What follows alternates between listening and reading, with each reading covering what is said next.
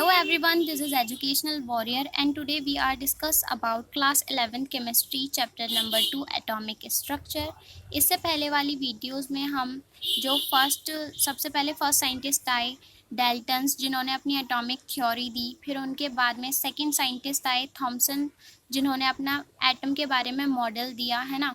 तो हमने second model में सेकंड साइंटिस्ट के बारे में जब पढ़ा तो उन्होंने थॉमसन्स मॉडल ऑफ एटम के बारे में जब हमने स्टडी की थी तो हमने उसके डीमेरिट्स में पढ़ा था कि रदरफोर्ड जो थे, रदरफोर्ड के अल्फा स्कैटरिंग पार्टिकल्स एक्सपेरिमेंट की वजह से क्या हुआ, थॉमसन का मॉडल रिजेक्ट हो गया। अब सबसे पहले स्टडी ये करते हैं कि रदरफोर्ड ने अपने एक्सपेरिमेंट में ऐसा क्या किया था कि थॉमसन का मॉडल रिजेक्ट हो गया।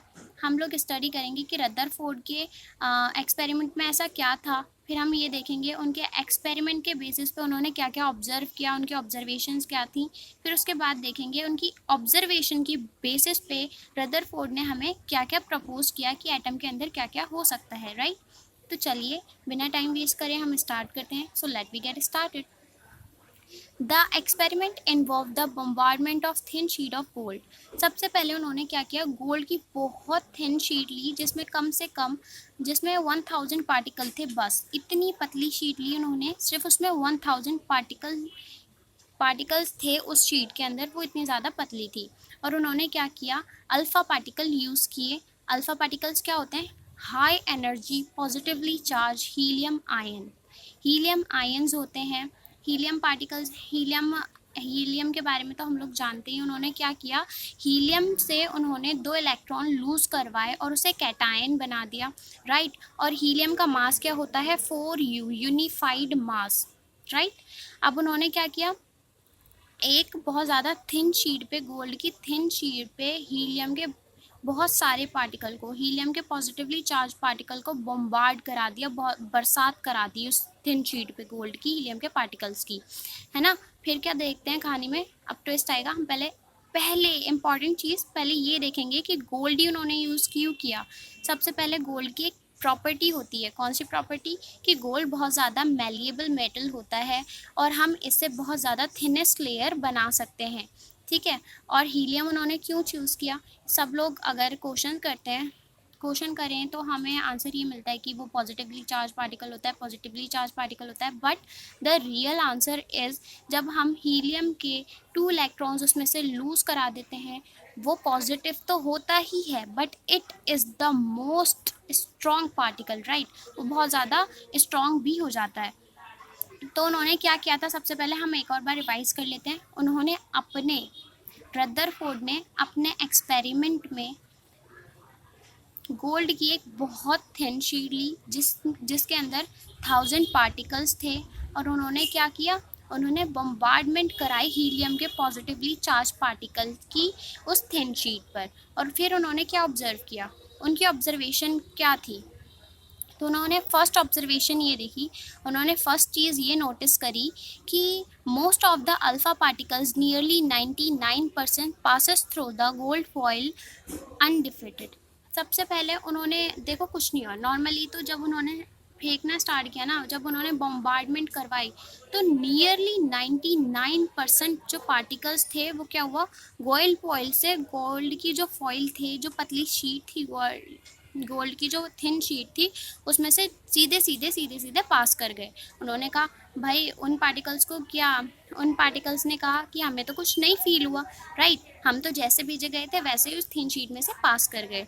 फिर क्या होता है, उन्होंने फिर नोटिस किया एक बहुत छोटी फ्रैक्शन अल्फा पार्टिकल्स की अपने पॉइंट से डिफ्लेक्ट हो गई। जैसे ही वो थिन शीट से, गोल्ड की थिन शीट से टकराए, वो अपने पाथवे से डिफ्लेक्ट हो गए, है ना।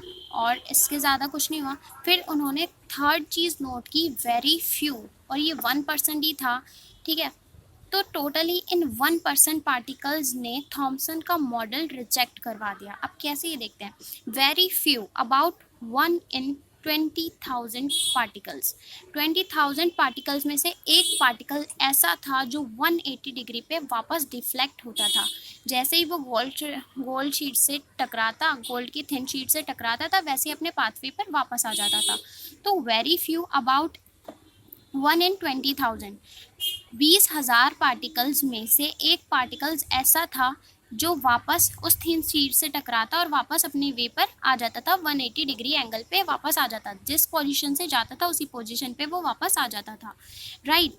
अब इस ये चीज़ उन्होंने नोटिस करी, ये उन्होंने नोटिस करी चीज़ें। उन्होंने सबसे पहले एक्सपेरिमेंट दिया।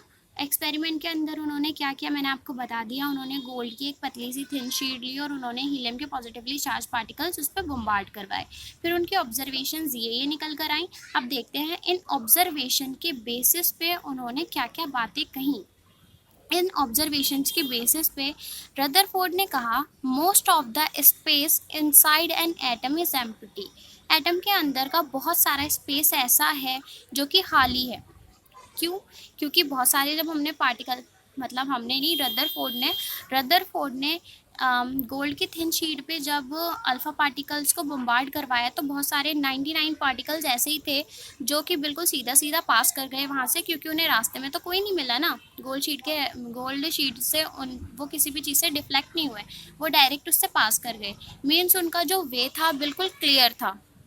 इसकी वजह से उन्होंने ये बोला कि एटम के अंदर बहुत बहुत सारा स्पेस ऐसा है जो एम्प्टी है। फिर उन्होंने सेकंड चीज़ कही, most of the mass and all the positive charge of atom is concentrated in a very small reason called nucleus. उन्होंने कहा बहुत सारा मास जो कि पॉजिटिव है, एक एटम के अंदर जो मास है वो पॉजिटिव होता है, क्योंकि मास के अंदर प्रोटॉन और न्यूट्रॉन्स होते हैं, राइट, वो पॉजिटिवली चार्ज होते हैं। तो एटम के अंदर जितना मास है वो पॉजिटिव है और वो एटम की एक बहुत स्मॉल रीजन में लाई करता है, ठीक है, जिसे हम न्यूक्लियस कहते हैं। उन्होंने सेकंड ये बात बोली। और थर्ड उन्होंने कहा, the nucleus is surrounded by electrons which are revolving around it a very high speed. कि इलेक्ट्रॉन्स जो होता है वो न्यूक्लियर के आजू बाजू यानी सर्कुलर पाथ पे चक्कर काटता रहता है, और वो भी बहुत ज़्यादा हाई स्पीड में। जैसे कि लाइक सोलर सिस्टम, जैसे सन होता है, प्लैनेट्स, बाकी के जो सारे प्लैनेट्स होते हैं वो सन के अराउंड चक्कर काटते रहते हैं, वैसे ही एक एटम के अराउंड, एक न्यूक्लियस के अराउंड इलेक्ट्रॉन्स बहुत फास्ट स्पीड में चक्कर काटते रहते हैं। इन्होंने ये बात बोली।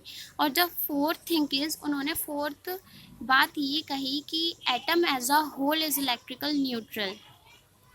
उन्होंने कहा कि इलेक्ट्रिकल जो एटम है वो इलेक्ट्रिकल न्यूट्रल है, मींस उसमें लगने वाला पॉजिटिव चार्ज इक्वल होता है नेगेटिव चार्ज के, जो थॉमसन का मेरिट था, राइट। उन्होंने ये बात बोली थी।